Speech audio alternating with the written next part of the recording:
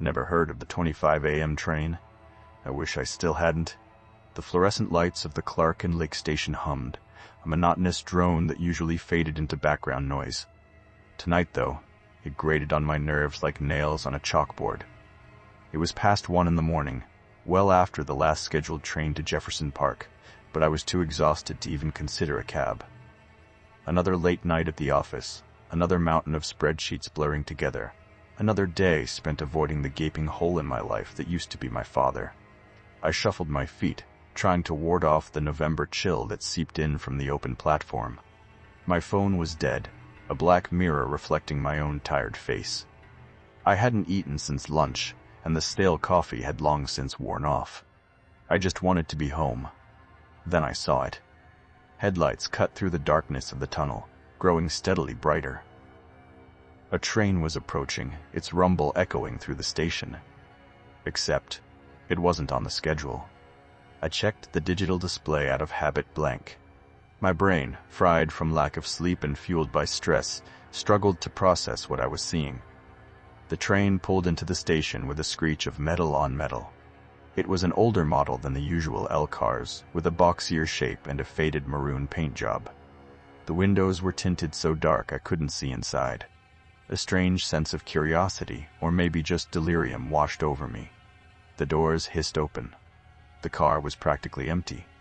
A few figures were scattered throughout, but they were all slumped in their seats, motionless. The lighting inside was dim, casting long, distorted shadows. An odd, musty smell hung in the air, like old books and something else, something vaguely metallic. Logic screamed at me to stay put. Everything about this was wrong. But exhaustion won. My legs felt like lead, and the thought of waiting another unknown amount of time for a legitimate train was unbearable. I stepped inside. The doors closed behind me with a pneumatic sigh, sealing me in. The train lurched forward, picking up speed. I found a seat near the back and sank into it, letting my head fall back against the worn upholstery. The ride was strangely smooth, almost unnervingly so. I tried to focus on anything but the growing unease in my stomach. The advertisements on the walls were outdated, showing products and slogans I didn't recognize. The seats were ripped and stained, the floor littered with dust and debris. It felt like stepping back in time, but not in a nostalgic way. More like stepping into a forgotten corner of the city. As we passed the familiar stops, I started to relax a little. Maybe this was just a late-night run on an older train. Maybe I was just being paranoid.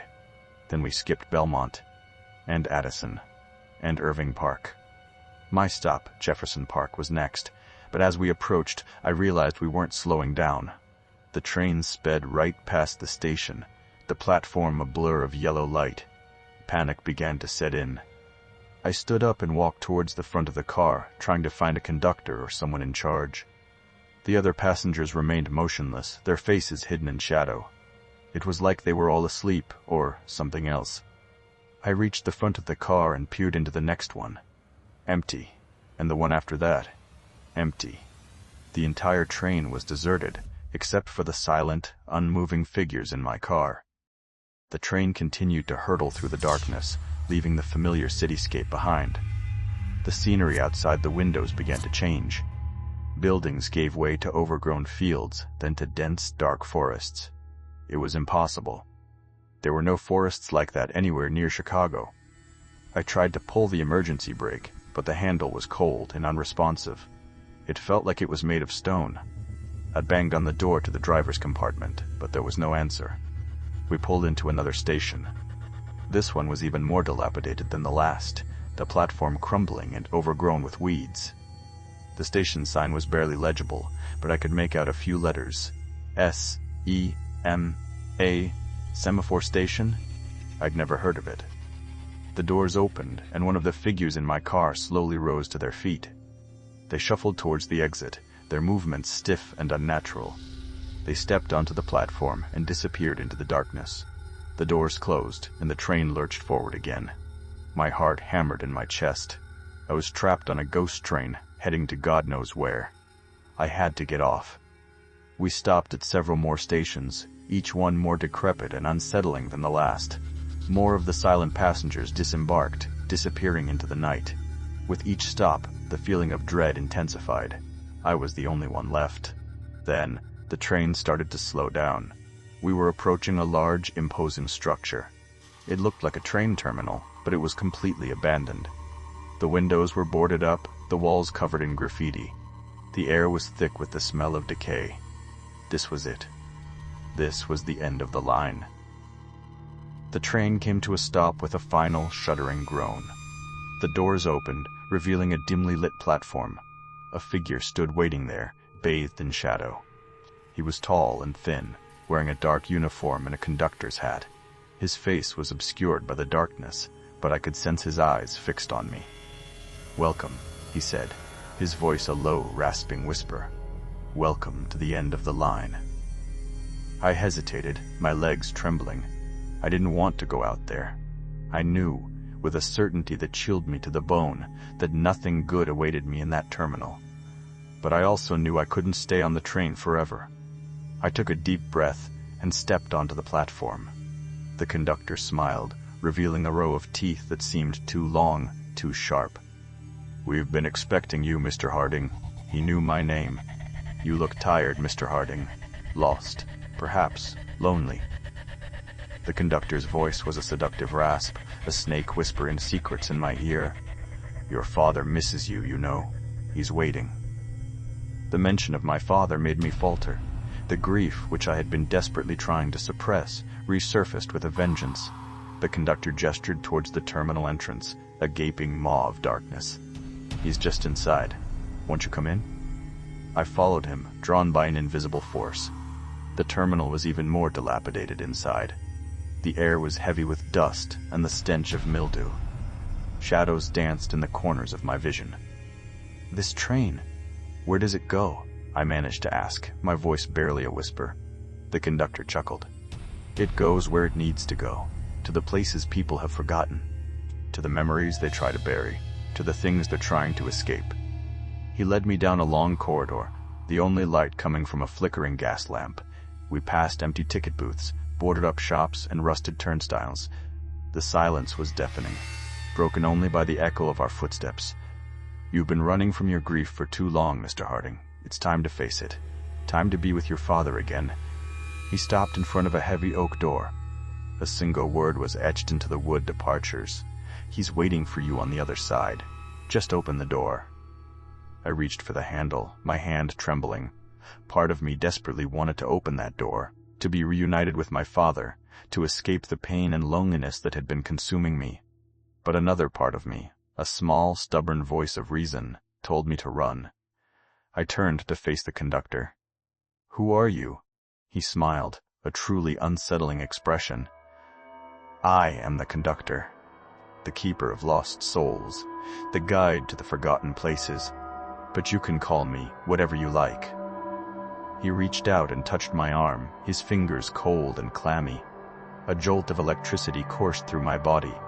I saw a flash of images in my mind, faces I didn't recognize, places I'd never been, moments of intense joy and unbearable sorrow. I recoiled, pulling away from him. "I don't want this." The conductor's smile faded. "You don't understand, Mr. Harding. You belong here. This is where you're meant to be."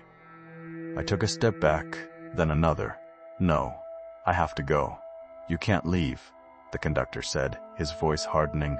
"Once you're on the train, there's no getting off." I turned and ran. I ran as fast as I could, back down the corridor, past the empty ticket booths, past the boarded-up shops. The conductor's laughter echoed behind me, growing louder with each step. I reached the platform and jumped back onto the train. The doors were still open.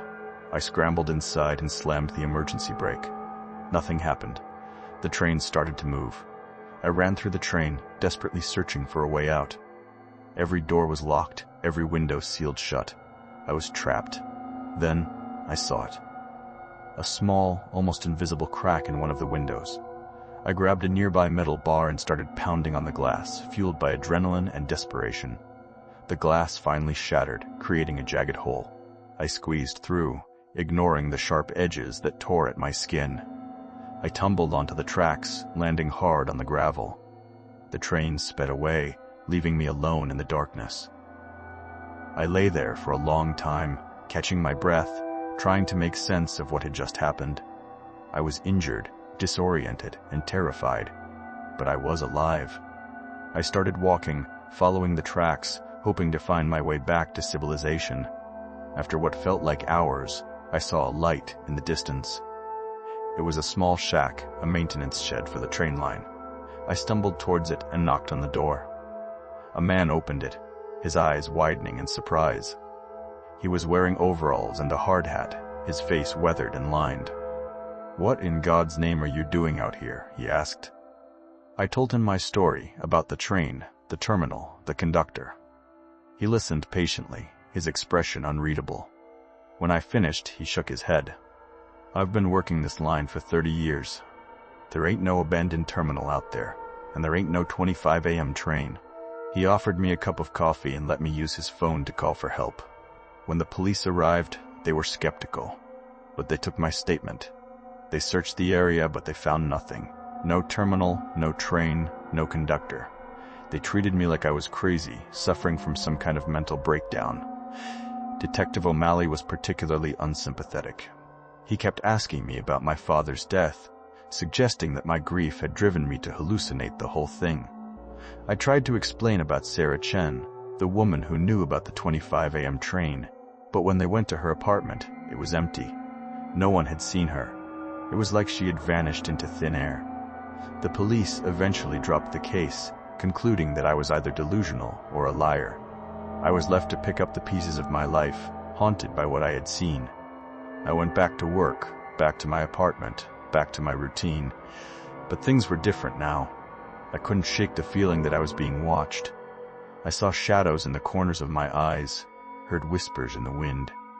I tried to convince myself that it was all in my head, a product of stress and grief. But deep down, I knew the train was real, and I knew it was still out there, somewhere in the darkness, waiting for me. I visited Mr. Abernathy's bookstore again, hoping to find some answers. He looked at me with knowing eyes. "Did you find what you were looking for?" he asked. "I don't know," I said. "Did I escape?" He smiled cryptically. "Escape is a matter of perspective. Some doors close, others open. The train always runs, Mr. Harding, whether you're on it or not." I left the bookstore feeling more confused than ever. Was I truly free, or was I still trapped in some way? A few weeks later, I was waiting for the train home after another late night at the office.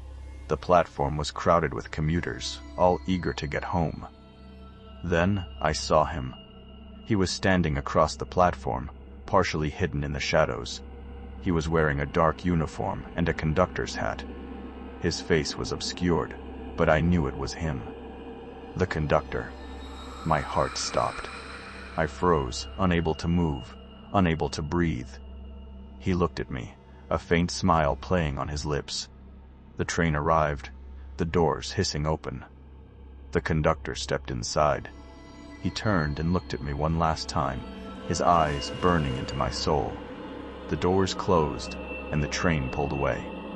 I stood there, paralyzed with fear, watching the train disappear into the darkness. I didn't know if it was real, if it was a hallucination, or if it was something else entirely. But I knew one thing: I would never forget the 25 a.m. train, and I knew that, in some way, it would never forget me. I still ride the L. Every day. But I always look. I can feel the cold breeze from the tunnels, and I always seem to hear the train faintly in the distance. One day, it will come again,